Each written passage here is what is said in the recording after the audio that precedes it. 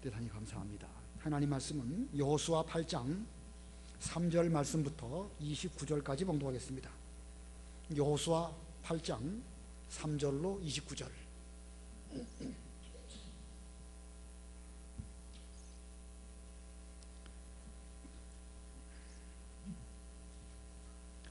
여호수아 8장 3절. 여호수아가 모든 군사들과 함께 아이로 올라가려고 일어났다. 여호수아가 용사 3만 명을 뽑아 밤에 보내며 그들에게 명령하여 말했다. 보아라, 너희는 성 뒤로 가서 성을 향하여 매복하고 성에서 너무 멀리 떨어지지 말며 모두들 준비하고 있어라. 나와 내게 있는 모든 백성이 그 성에 가까이 갈 것이니 그들이 처음과 같이 우리를 치러 나올 때 우리가 그들 앞에서 도망칠 것이다. 그들이 우리를 뒤쫓아 나오면서 말하기를 그들이 처음과 같이 우리 앞에서 도망친다 할 것이다. 우리가 그들 앞에서 도망하여 그들을 그 성에서 이끌어내면 너희들은 매복한 곳에서 일어나 그 성을 점령해라. 여호와 너희 하나님께서 그 성을 너희 손에 넘겨주실 것이다. 너희가 그 성을 차지하거든 그 성을 불태워 여호와의 말씀하신 대로 행하여라. 보아라, 내가 너희에게 명령한다. 여호수아가 그들을 보내니 그들이 매복할 곳으로 가서 아이 서쪽 곧 베델과 아이 사이에 자리를 잡았고 여호수아는 그날 밤 백성 가운데서 밤을 지냈다. 여호수아가 아침에 일찍 일어나서 백성을 점호하고 이스라엘의 장로들과 함께 백성 앞에서 아이로 올라갔다. 그에게 있던 모든 군사들이 올라가 그 성 앞에 가까이 가서 아이 북쪽에 진을 쳤는데 그들과 아이 사이에 골짜기 하나가 있었다. 여호수아가 5,000명 가량을 택하여 성 서쪽 곧 베델과 아이 사이에 매복시키니 성의 북쪽에는 모든 군대를 두고 성의 서쪽에는 복병을 두었으며 여호수아가 그날 밤 골짜기 가운데로 들어갔다. 아이 왕이 이것을 보고 그 성읍 사람들 곧 그와 그의 온 백성이 서둘러 일찍 일어나 정해진 때에 이스라엘과 맞서 싸우려고 아라바 앞으로 나아왔으나 그 왕은 성 뒤에 자기를 대적하는 복병이 있는 것을 알지 못했다. 여호수아와 온 이스라엘이 그들 앞에서 패한 척하며 광야 길로 도망하니 그 성읍에 있던 모든 백성이 그들을 추격하기 위해 소집되어 여호수아를 추격하려고 성에서 멀리 나아왔을 때 아이와 베델에는 이스라엘을 뒤쫓아 가지 않고 남아있는 자가 아무도 없었으며 그들은 성읍을 열어 놓은 채 이스라엘을 추격했다. 여호와께서 여호수아에게 말씀하시기를 아이를 향하여 내 손에 있는 단창을 내밀어라. 내가 그 성읍을 내 손에 넘겨줄 것이다 하시므로 여호수아가 그 성을 향하여 자기 손에 있는 단창을 내밀었다. 여호수아가 그의 손을 내밀자 복병들이 자기 자리에서 급히 일어나 성으로 달려 들어가서 성을 점령하고 곧 그 성에 불을 놓았다. 아이 사람들이 자신들의 뒤를 돌아보니 그 성의 연기가 하늘에까지 오르는 것이 보였고 그들이 이 길로도 저 길로도 도망할 수가 없게 되었으므로 광야로 도망하던 이스라엘 백성이 쫓아오던 사람들에게로 돌아섰다. 여호수아와 온 이스라엘은 복병이 그 성을 점령한 것과 성에서 연기가 오르는 것을 보고 돌이켜 아이 사람들을 쳐서 죽였으며 복병들도 성에서 나와 그들을 치므로 그들이 이스라엘 중간에 있게 되니 얼마는 이 편에 얼마는 저 편에 있게 되었다. 이스라엘 사람들이 그들을 죽여 한 사람도 남거나 도망하지 못하게 하였고 아이 왕을 사로잡아 여호수아에게 이끌어 끌어왔다. 이스라엘이 자신들을 추격하던 아이의 모든 주민을 광야 들판에서 다 죽였고 그들이 칼날로 쓰러져 전멸하자 온 이스라엘이 아이로 돌아와 칼날로 죽이니 그날에 쓰러진 아이 사람들은 남녀 모두 12,000명이었다. 여호수아는 아이의 모든 주민을 진멸할 때까지 단창을 내밀었던 그의 손을 거두지 않았고 이스라엘은 다만 그 성읍의 가축과 전리품을 취하되 여호와께서 여호수아에게 명령하신 대로 하였다. 여호수아가 아이를 불살라 오늘날까지 영원한 폐허 더미가 되게 하였으며 그가 또 아이 왕을 저녁 때까지 나무에 매달았다가 해가 질 무렵에 명령하여 그의 시체를 나무에서 끌어내려 성문 어귀에 내던지고 그 위에 큰 돌무더기를 쌓았는데 그것이 오늘날까지 남아있다. 거기까지 봉독하겠습니다. 오늘 본문의 내용은 지난 시간에 여호와의 그 하나님의 작전이 있었고 그 하나님의 작전에 대한 여호수아를 비롯하여 모든 이스라엘 백성들이 순종한 내용입니다. 그래서 오늘 제목을 여호수아의 순종, 여호수아의 순종이라고 제목을 정했습니다. 이 전쟁하는 일은 생사가 달려있는 그런 심각한 일입니다. 우리 인간 역사에 이 심각한 전쟁 다 피하고 싶지만 이렇게 쉽게 피할 수가 없는 일이고 우리가 또 신앙적으로 살아가는 이 일도 전쟁과 같은 일이라서 여기서 우리가 지면 그 사람은 다 빼앗기는 것이고 또 죽음이 있을 뿐입니다. 승리하게 되면 모든 것을 차지하게 되는 것이고 또 살아남게 되는 것입니다. 그러므로 이 전쟁에서 영적 전쟁이든지 육신적인 전쟁이든지 전쟁은 반드시 승리해야 하는 것입니다. 우리가 지난 시간에 여호수아 8장 1절과 2절을 통해서 하나님의 작전에 대해서 배웠습니다. 아이성 전투에 있어서 하나님의 작전이 있었는데 처음에는 실패하게 하셨고 또 그 다음에는 성공하게 하시는 이런 작전이 있었습니다. 하나님께서 처음 그 작전에서 실패하게 하셨을 때에는 하나님께서 아무 말씀도 하시지 않으셨죠?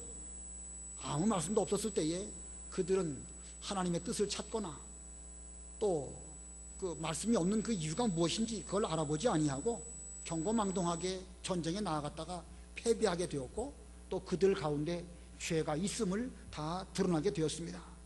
자, 이거 보면 우리 사람에게 죄가 있으면 그 죄 때문에 하나님과 우리 사이의 관계가 단절되어지는 것이고 하나님의 은혜라든지 말씀의 감동이라든지 이런 것이 없게 되는 것입니다.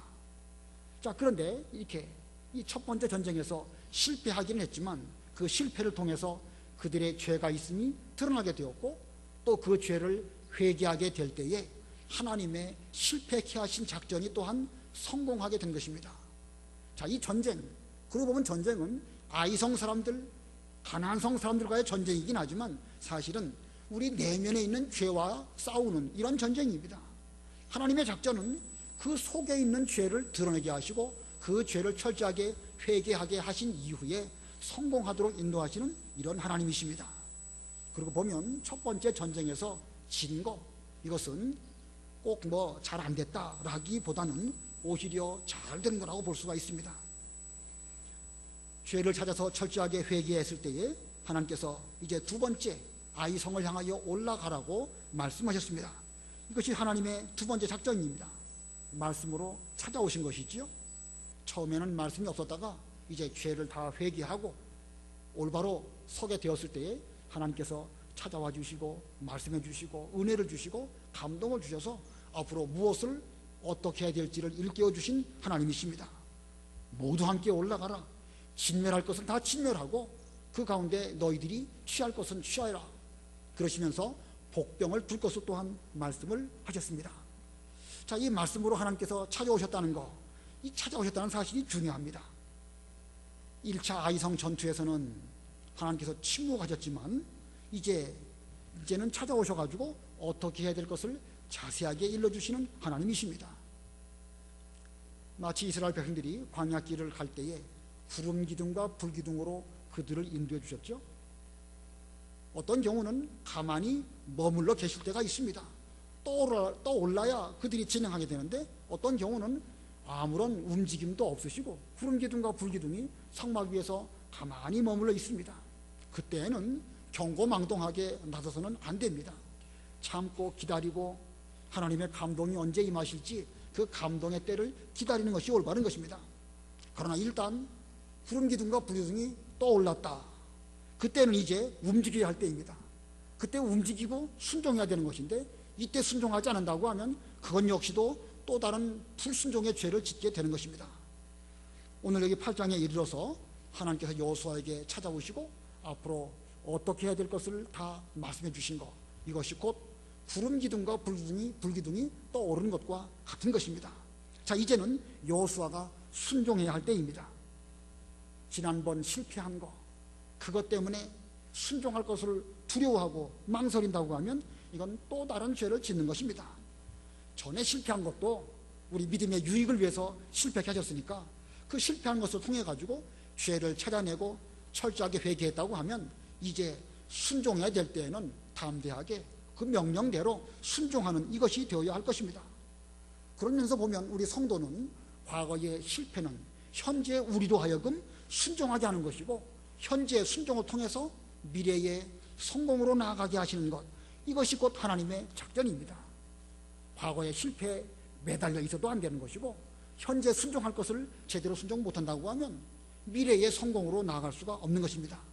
우리 믿는 성도에게 있어서 이루어지는 과거, 현재 모든 일들은 반드시 성공으로 나아가고자 하시는 하나님의 작전이고, 이 모든 일들은 궁극적으로 때로는 실패도 우리에게 유익을 주시는 것이고, 현재의 어려운 일들도 반드시 우리에게 유익을 주기 위해서 이렇게 우리를 인도하시는 것입니다.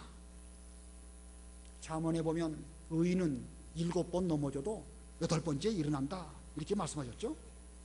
7번씩 불순종해갖고 7번씩 뭘 잘못해가지고 실패를 했다 할지라도 8번째 순종해서 일어나면 그 사람은 의인입니다. 자기 죄를 찾고 회개한 가운데 마지막에 제대로 된 순종을 한다고 하면 그것이 곧 의인이 걸어가는 그런 길입니다. 이렇게 지금까지 잘못해서도 괜찮습니다. 물론 잘못한 것이 잘한 건 아니죠. 그걸 뭐 떳떳하게 나는 잘못해서 괜찮다, 이런 뜻은 아닙니다. 잘못했을지라도 그 죄를 찾고 회개해서 앞으로 순종을 향하여 나아간다고 하면 그 사람이 곧 믿음의 길을, 의인의 길을 걸어가는 것입니다. 자, 그러므로 마지막에 실패를 딛고 승리하는 자, 이 사람이 진정한 승리자입니다. 그 승리를 위해서는 순종해야 되는 것입니다.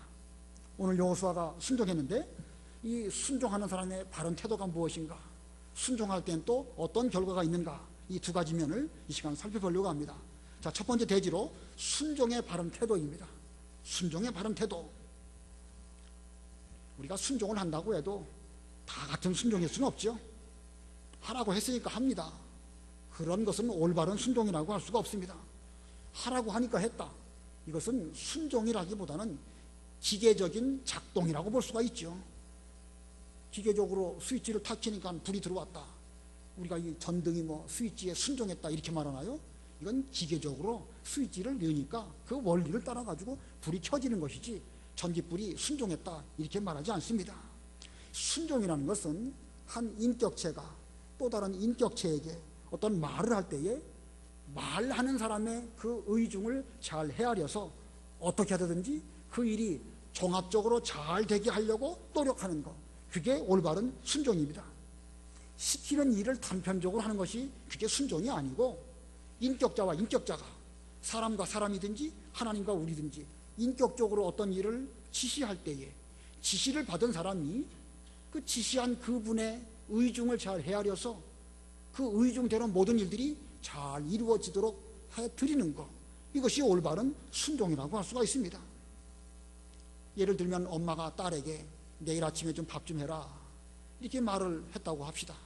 그러면 딸이 아침에 엄마가 나한테 이렇게 말씀하셨으니까 일찍 일어나서 정확한 시간에 밥을 잘 맛있게 하고 온 식구들이 아침밥을 다 같이 먹고, 출근한 사람 출근하고 학교 갈 사람 학교 가고 또 밥을 먹을 때에도 맛있게 먹고, 아 오늘은 밥 참 맛있었다 이렇게 하면서 하루 종일 부지런히 할 일을 하도록 식구들의 그 뒷바라지를 해주는 것, 이게 올바른 순종입니다. 근데 딸이 엄마가 밥하라고 했으니까 밥한다 하면서 아침에 일찍 일어나서 밥하기 싫으니까 저녁에 밥 해놓고 자고, 혹은 늦게 일어나갖고 10시쯤에 일어나서 밥하라고 했으니까 한 거 아닙니까? 이렇게 말한다고 하면 그건 순종이 아닙니다. 제 시간에 일어나고 다른 사람들 일에 차질이 없도록 하면서 맛있게도 하고 밥의 양도 온 식구들이 부족함이 없도록 또 너무 많이 남지 않도록 이렇게 해서 종합적으로 일이 잘 되도록 하는 것, 이것이 올바른 순종이라고 할 수가 있는 것입니다. 그때 그렇게 순종하려고 하면 쉽지가 않지요. 상대방이 그 뭘 원하는지를 알고 그리고 거기에 따라서 순종해야 할 것입니다. 모르면 묻고 또 필요하다고 하면 도움을 받고, 그래서 궁극적으로 종합적으로 모든 일이 잘 되게 하는 것, 이게 진정한 순종입니다. 그래서 잠언 25장 13절에 보면 충성된 자는 그를 보낸 이에게 추수 때에 냉수 같아서 주인의 마음을 시원케 한다. 한번 읽어보시기 바랍니다. 잠언 25장 13절 신실한 심부름꾼은 그를 보낸 자에게 추수 때의 얼음 냉수와 같아서 그 주인의 마음을 시원하게 한다. 예, 제가 참 좋아하는 성구인데, 신실한 심부름꾼은, 자, 신실한 심부름꾼이니까 순종하는 사람이고 충성하는 사람입니다.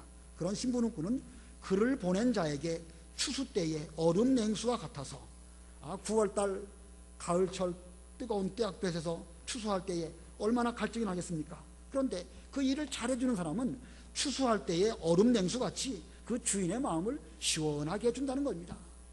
우리가 하나님의 명령을 받았다고 하면 그 명령을 순종할 때에 우리 주인이신 하나님을 시원케 해드리도록 그렇게 순종을 해야 그 순종이 올바른 순종입니다. 하나님의 일이 잘 되고 하나님의 그 마음을 시원케 해드리고 일을 시킨 그 사람의 마음도 시원케 해줄 수 있는 이런 그 순종, 이것이 올바른 순종입니다. 이 여호수아가 오늘 하나님 말씀에 대해서 순종했는데, 이 순종의 바른 태도의 두 가지 가운데서 소지입니다. 첫 번째는 하나님의 말씀대로 순종한 것입니다. 하나님의 말씀대로 순종함. 본문 3절부터 7절까지 좀 읽어보시기 바랍니다. 3절로 7절. 3절 여호수아가 모든 군사들과 함께 아이로 올라가려고 일어났다. 여호수아가 용사 3만 명을 뽑아 밤에 보내며 그들에게 명령하여 말했다. 보아라, 너희는 성 뒤로 가서 성을 향하여 매복하고 성에서 너무 멀리 떨어지지 말며 모두들 준비하고 있어라. 나와 내게 있는 모든 백성이 그 성에 가까이 갈 것이니 그들이 처음과 같이 우리를 치러 나올 때 우리가 그들 앞에서 도망칠 것이다. 그들이 우리를 뒤쫓아 나오면서 말하기를 그들이 처음과 같이 우리 앞에서 도망친다 할 것이다. 우리가 그들 앞에서 도망하여 그들을 그 성에서 이끌어내면 너희들은 매복한 곳에서 일어나 그 성을 점령해라. 여호와 너희 하나님께서 그 성을 너희 손에 넘겨주실 것이다. 예. 자, 하나님의 명령은 그 아이성 뒤에 복병을 두어라. 물론 하나님의 그 명령이 세밀하게 자세하게 여호수아에게 임하셨을까? 아니면 뭐 그냥 개괄적인 것만 말씀하셨을까? 우리는 거기까지는 모릅니다. 그러나 성경에 기록된 것만으로 본다고 하면 하나님의 명령은 그 복병을 두어라, 이것만 지금 말씀하신 것입니다. 여호수아가 하나님의 말씀을 순종할 때에 그는 그 몇 명을 데리고 올라가서 복병을 둘까? 얼마나 또 멀리 떨어뜨리는 것이 좋을까? 또 복병을 두었으니까 이쪽에서 어떤 신호를 보낼 때 저 복병들이 일어나서 일시에 처해될 것인지, 이런 모든 일들을 두루두루 다 살폈습니다. 그래가지고 3만 명을 뽑아가지고 그 가운데 용사를 또 밤에 보내고 명령합니다. 성에서 너무 멀리 떨어지지는 말아라. 잘 준비하고 대기하고 있어라. 여호수아 나와 또 다른 백성들이 그 앞에 나가서 싸우는 척하다가 뒤로 물러가게 되면 저들이 분명 지난번에 그 사건 때문에 자기들이 교만해가지고 우리를 치러 나올 터인데, 그때 내가 신호를 보내면 너희들은 그 복병한 곳에서 일어나서 그 아이성을 다 진멸하라. 이렇게 다 미리미리 말을 잘해준 것입니다. 자, 이 여호수아는 하나님의 말씀대로 순종하면서 그 순종을 통해서 궁극적으로 하나님의 명령이 이루어지고 아이성 전쟁에서 승리하도록 하기 위한 이런 일들을 잘 살펴서 한 것입니다. 자, 이것이 진정한 순종입니다. 그냥 순종은 순종이고 복병은 복병이니까 그냥 매복하라고 했으니까 매복만 한다. 나머지 일들은 하나님이 다 알아서 해주실 것이다. 이렇게 했다고 하면 그건 주인의 목적에 맞게 순종해드리는 그런 심부름꾼이라고 할 수가 없습니다. 이 여호수아는 하나님 말씀을 하나하나 다 깨닫고 깨달은 것이 이루어지도록 모든 일들을 두루 다 살펴서 그 일이 되게 한 것입니다. 그리고 8절 보면 8절 너희가 그 성을 차지하거든 그 성을 불태워 여호와의 말씀하신 대로 행하여라. 보아라, 내가 너희에게 명령한다. 자, 그 성에 이제 매복하고 있다가 들어가서 성을 차지하게 되거든 그 성을 불태워서 여호와의 말씀하신 대로 행하여라. 자, 여호와께서 명령하신 대로 행하도록 여호수아가 이렇게 말합니다. 보아라, 내가 너희에게 명한다. 하나님의 명령을 여호수아가 순종했고, 그 명령을 또 여호수아의 휘하의 장수가 순종했고, 또 그 장수가 순종하려고 할 때 온 백성들이 함께 순종했습니다. 이렇게 전 이스라엘 백성들이 하나님의 명령 앞에 일사불란하게 순종하니까 아이성 전투에서 이렇게 이기게 된 것입니다. 하나님의 명령에 전 이스라엘이 한 마음이 되어서 순종하는 것, 마치 줄다리기를 할 때에 어느 한 팀이 얼마나 그 강한 그 힘이 되느냐 하는 것은 한 사람 한 사람의 힘도 중요하지만 한 마음이 되어가지고 일시에 힘을 쓸 때에 그 줄다리기에서 이기는 거 아닙니까?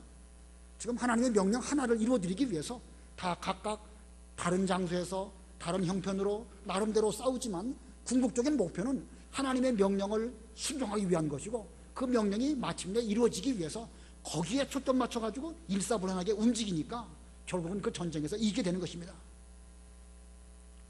이런 면에서 우리 교회도 하나님 말씀을 순종하시려면 이와 같이 순종해야 되는 것입니다. 우리 교회에 여러 조직 체계상 목사도 있고 장로님들도 계시고 또 여러 그 부서장들도 계시고 또 뭐 전도회별로 다 있습니다. 여러 가지 일들을 할 때에 어떤 한 가지 목적을 이루기 위해서 우리가 이쪽으로 갑시다라고 하면 줄다리기 하듯이 하나님의 말씀을 우리가 일시에 딱 힘을 써서 그렇게 순종을 해야 우리 교회가 결집된 힘으로 아이성도 물리치고 가나안 땅도 들어가고 하나님의 말씀을 하나하나 이루어드리게 되는 것입니다. 지난주 그 광고 보니까 각 전도회별로 여러 가지 일들을 많이 하고 있더라고요.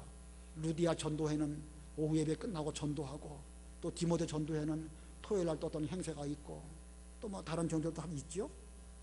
자, 딱 그 부서마다 하나님께서 세우신 그 지도자가 있는데 그 지도자들을 중심으로 우리 갑시다 라고 하면 거기다 협력해야 되는 거예요.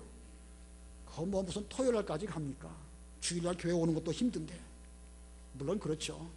그러나 이 교회라는 게 말이에요, 전체가 잘 되어지기 위해서는 부분적으로도 협력이 되어야 됩니다. 여호수아 밑에 있는 장군이 잘 협력이 되어야 되는 것이고, 장군의 명령을 각 병사들이 또 잘 순종해야 되는 것이고, 내복한 사람하고 이쪽에 있는 사람하고 서로 사인이 맞아야 되는 것이고, 그렇게 해가지고 일이 되어지는 것처럼 우리 교회가 전체적으로 잘 되려면 부분적으로 잘 되어야 됩니다. 근데 부분적으로는 잘 안 되면서 하나님 말씀을 순종한다? 그건 있을 수 없습니다. 물론 하나님의 명령 아래에서 각 부서장도 목사나 장로님들이나 여러 집사님들이 다 한 뜻이 되어야 되겠죠. 큰 틀에서 보면 그렇습니다. 큰 틀에서 보면 그렇고, 또 부분적으로는 또 그 나름대로 잘 조화를 이룰 때에 이 일이 결과적으로 잘 될 것입니다. 오늘날 우리는 영적 전쟁 중입니다. 어떤 작은 모임 하나하나 이런 일들을 통해서 큰 일들이 이루어집니다. 그러므로 지도자나 책임자가 이렇게 합시다 하면 우리가 그 일에 잘 따라가는 것이, 그것이 큰 일을 할 수 있도록 우리가 이 작은 일을 잘 준비하는 것입니다. 성경에 지극히 작은 것에 충성된 자는 큰 것에도 충성된다. 어디에 그 말씀이 있죠?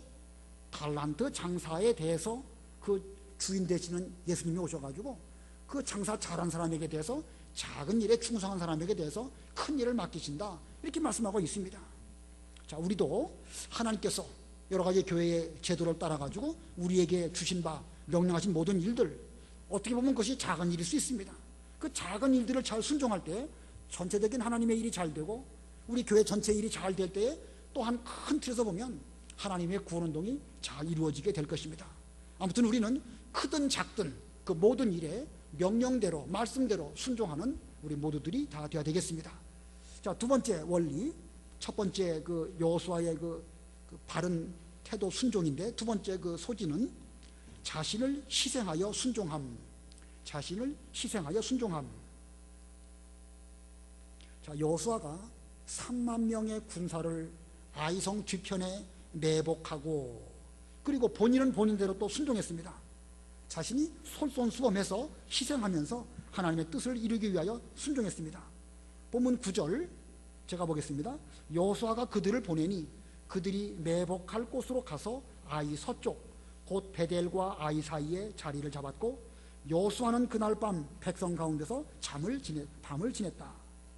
여호수아는 그날 밤 백성 가운데서 밤을 지냈다. 자, 이 얼마나 충성된 이 여호수아인지 알 수가 있죠. 여호수아는 지금 60만 대군을 이끄는 군대 장관입니다. 뭐 그 당시에 군대 장관이라고 해서 무슨 총사령관이 아니고 전 이스라엘을 이끄는 최고의 높은 지위에 있는 왕의 위치에 있습니다. 직분상 왕만 아니다 뿐이지 그는 지금 전 이스라엘을 이끄는 그런 사람입니다. 그런데 그런 여호수아가 백성들과 함께 들에서 같이 밤을 지냈다. 이것이 바른 지도자의 모습이라고 할 수가 있습니다. 본문 10절 11절 읽어보세요.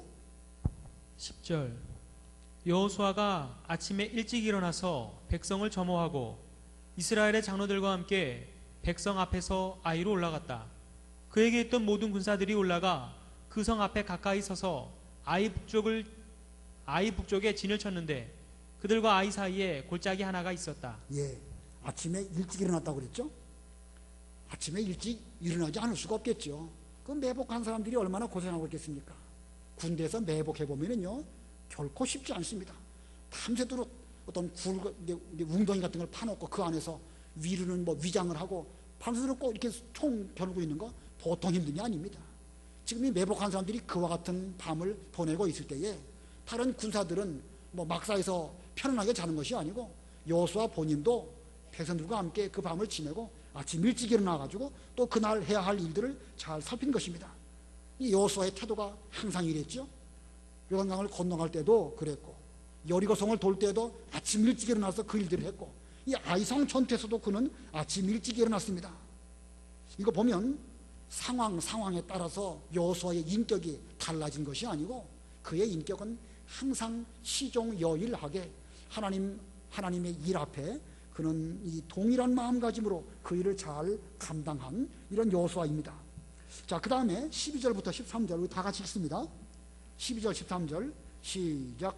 여호수아가 5,000명 가량을 택하여 성 서쪽 곧 베델과 아이 사이에 매복시키니 성의 북쪽에는 모든 군대를 두고 성의 서쪽에는 복병을 두었으며 여호수아가 그날 밤 골짜기 가운데로 들어갔다. 자, 여기 그날 밤 골짜기 가운데로 들어갔다. 이게 중요한 것입니다. 골짜기 가운데로 들어갔다. 어떤 골짜기일까? 그 11절 끝에 보면은요, 그들과 아이 사이에 골짜기가 하나 있었다. 지금 서로 진을 치고 있습니다. 저쪽에는 아이성이고 이쪽은 이스라엘 백성입니다. 그 가운데 골짜기가 하나 있는데 여호수아가 그날 밤에 그 골짜기 사이로 들어갔다. 왜 들어갔지요? 아이성 사람들을 유인해내기 위해서 자기가 몸소 몇몇 군사들과 함께 골짜기 사이로 들어갔습니다. 자, 이거 보면 그가 그 얼마나 위험한 일을 감수하고 있는지 알 수가 있습니다. 지금 복병으로 있는 사람들이 더 위험할까요? 아니면 골짜기로 들어가는 그 행위가 더 위험할까요? 골짜기로 들어가는 게 더 위험하죠. 물론 매복도 쉬운 것이 아니지만 골짜기로 들어가는 것 자체가 자기 자신이 미끼처럼 되어가지고 상대방을 유인해내기 위해서 이렇게 들어가는 것입니다. 군대 장관 입장에 있으면 자기 말고 그 외에 다른 장군들을 통해가지고 어떤 이 병사들을 이끌고 골짜기로 먼저 들어가거라 이렇게 해도 얼마든지 할 수 있는 일이지만 여호수아는 자기가 직접 그 역할을 한 것입니다. 이것이 지도자의 바른 태도이고 진정한 지도자는 하나님의 명령 앞에서 자기가 먼저 희생하면서 그 말씀을 순종하는 것, 이것이 올바른 지도자의 모습입니다. 자기 유익을 챙기거나 자신을 드러내기 위해서 말을 할 때에는 청산유수로 말 잘하면서 정작 나서야 할 때는 나서지 않고 몸살인다. 그 사람은 용기 없는 사람이고 자격 없는 사람입니다. 우리도 골짜기 가운데로 들어간 여호수아처럼 그렇게 순종해야 됩니다. 하나님의 명령 앞에 자기 자신의 목숨을 걸고 순종하는 이런 사람이 되어져야 하나님은 그 사람을 통해서 앞으로 하나님의 일도 할 것이고 그런 사람이 앞장설 때에 하나님의 일도 잘 될 것입니다. 자, 그날 밤 골짜기로 들어갔다. 이와 같은 것은 사망의 음침한 골짜기를 들어가도 하나님의 지팡이와 막대기가 나를 안위해 주실 것이다 라고 하는 확실한 믿음이 있는 것이고 또 하나님 말씀을 순종하다가 죽으면 죽으리라, 죽는 것이 하나님의 뜻이라고 한다면 제가 명령 순종하다가 죽겠습니다, 이런 마음가짐으로 그는 이 골짜기 사이로 들어간 것입니다. 우리 교회에도 하나님 명령을 따라서 골짜기 가운데로 직접 들어갈 수 있는 이런 하나님의 사람들이 좀 많이 나오면 좋겠습니다. 말만 잘하고 정작 나서야 할 때는 그 뒤로 빠지는 그런 사람 없애야 되겠고, 여호수아 같은 지도자, 순종하는 하나님의 사람, 이런 사람들이 많이 나올 때에 우리 교회가 참으로 하나님을 시원케 해드리고 또 우리 교회가 이 진리를 올바로 세워나가는 이런 교회가 될 것입니다. 자, 순종하는 그 바른 태도, 첫 번째는 하나님의 말씀대로 순종하는 것, 두 번째는 자신을 희생하면서 순종해야 되는 것입니다. 말씀 안에서 자기를 거기에 온전히 희생하는 것, 이것이 올바른 순종입니다.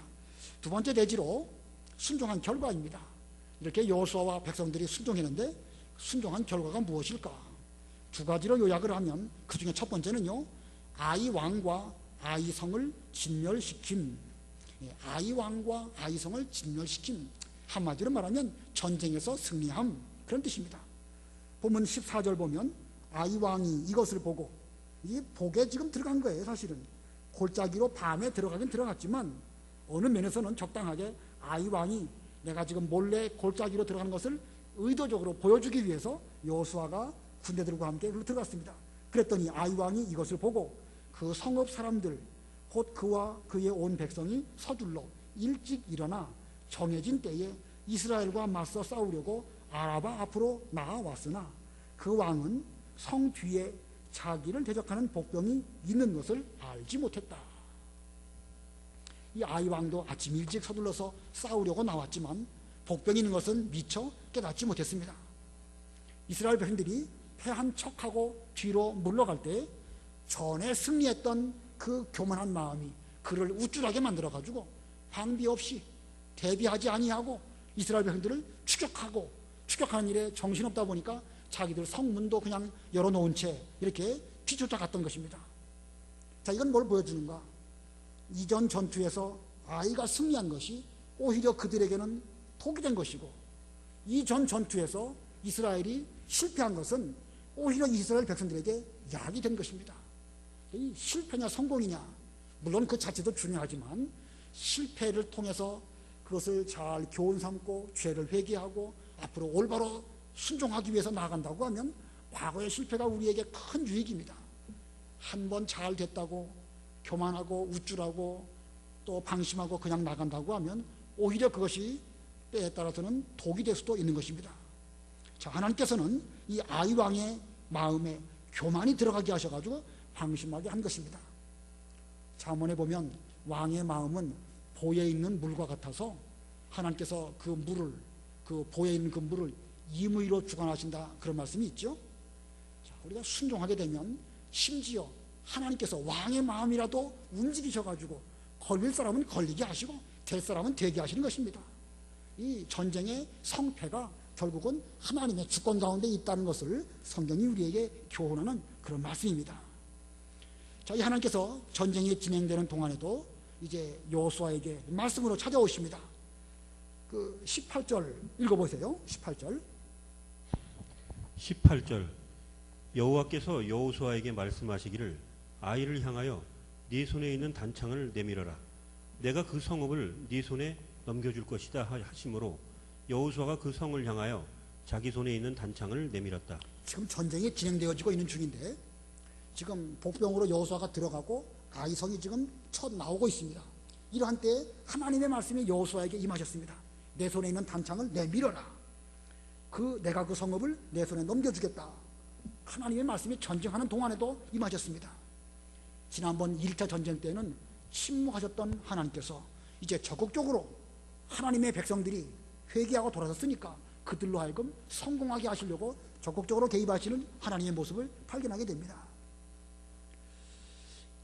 자, 이렇게 해서 이제 여호수아가 손에 있는 단창을 내밀을 때에 복병들이 그 신호에 따라서 움직이게 되었고, 복병들은 아이성으로 들어가서 그 성을 다 불태우고 진멸할 것을 진멸했습니다. 그리고 또 나와가지고 이 이스라엘 백성들을 뒤쫓던 아이성 사람들의 그 배후를 또 치는 것입니다. 이렇게 될 때에 도망가는 척했던 이스라엘 백성들은 뒤돌아서서 이제 아이성 사람하고 싸우게 됩니다.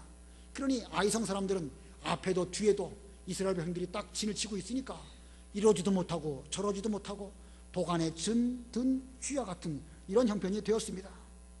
자, 이렇게 해서 결국은 그 전쟁이 마침내 승리의 길로 나가게 되었습니다. 25절, 26절 읽어보세요. 25절. 그날에 쓰러진 아이 사람들은 남녀 모두 12,000명이었다. 여호수아는 아이의 모든 주민을 진멸할 때까지 단창을 내밀었던 그의 손을 거두지 않았고, 예, 큰 승리를 하였습니다. 남녀 모두 12,000명이 죽었다. 한 성읍이, 요즘도 성읍의 숫자가 12,000명이라면 뭐 적은 건 아닐 것 같은데 상당히 많은 사람들이 그날 전쟁에서 죽었습니다. 그 전쟁이 마침내 승리로 될 때까지 여호수아는 자기 손에 있던 단창을 거두지 않았다고 그랬습니다. 지휘관이 단창을 이렇게 내민다라는 것은 지휘봉을 내미는 그런 행위를 가리키는 것입니다. 여호수아가 하나님의 일이 잘 될 때까지 자기에게 있는 지휘봉을 가지고 이 백성들을 향하여 이렇게 내밀었을 때 백성들은 그걸 보면서 우리 지도자 여호수아가 우리에게 싸우라고 이렇게 명령하는구나 하고 그걸 보면서 온 백성들이 한 마음 한 뜻이 되어가지고 그 하나님의 명령, 여호수아를 통하여 하달하신 하나님의 명령을 순종하게 되었고, 그 순종으로 마침내 그 전쟁은 승리하게 된 것입니다. 마치 모세가 아말렉과의 전쟁에서 손을 들면 이스라엘이 이기고 손을 내리면 이스라엘이 패하게 되었던 그 사건과 같이 여호수아는 그때를 기억하면서 자기 손에 있는 단창을 거두지 아니하고 모든 백성들이 마지막 순간까지 순종하도록 그 손을 거두지 아니하였습니다. 자, 이것이 끝까지 최선을 다한 것입니다. 끝까지 최선을 다해서 마침내 승리하게 되었습니다. 두 번째 소지입니다. 순종한 결과의 두 번째 소지.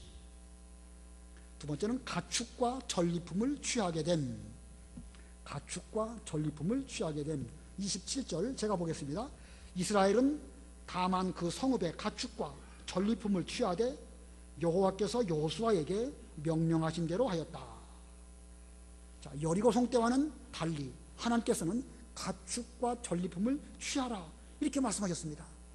왜 그랬겠지요? 첫 번째 성읍이었던 여리고성은 하나님께 드려진 것이었기 때문에 그 안에 있는 모든 것들은 진멸하는 것이고, 또 거기서 거둬들인 무슨 금이나 은이나 이런 것들은 하나님의 창고에 드리도록 이렇게 말씀하셨습니다. 그러나 아이성 때는 아니죠. 아이성은 두 번째 것이기 때문에 이때부터는 얼마든지 이스라엘 백성들이 취하도록 하나님께서 허락하신 것입니다. 이 가나안 땅 전쟁의 전체를 놓고 볼 때에 이 하나님의 것으로 구별해 드리는 것과 또 이스라엘 백성들이 취할 수 있는 것과 어느 것이 더 많겠죠? 전체는 취하는 것이 더 많지요. 그죠? 여리고 성의 것만 하나님께 드리게 되면 나머지 성의 것들은 얼마든지 너희들이 전리품으로 취하라. 이것이 하나님의 명령입니다. 자, 당연히 취하라고 주신 것이 더 많습니다. 여리고 성에 있는 것들만 제대로 하나님께 드린다고 하면 나머지 것들은 얼마든지 다 취할 수 있도록 하나님께서 그렇게 허락하시는 것입니다. 마치 오늘날 우리가 그 첫 것으로 11조를 드리는 것과 같습니다. 10분의 1을 하나님께 드리게 되면 나머지 10분의 9는 우리의 것으로 하나님께서 쓰도록 허락해 주십니다. 그런데 그 여리고성에 그 신할산 외투 한 벌, 은 50세겔, 은 200세겔, 금 50세벨, 그것이 그 탐이 나가지고 그걸 그 자기 것으로 삼으려고 했다. 이게 얼마나 어리석은 것인가.